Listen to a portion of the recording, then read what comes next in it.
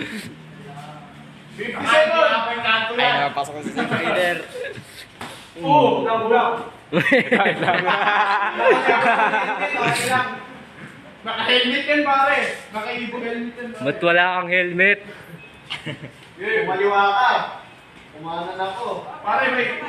Bakit wala kang helmet? Asa na huwag siya mo. St. Peter, nagbabalak dito. St. Peter versus St. James. Dami pa ng pandesal ni St. Peter. May ban sa taas ng ban. May bagong pandesal sa St. Peter. Oo, ayun na. Tayo lang. Ay, nabili yung helmet mo na.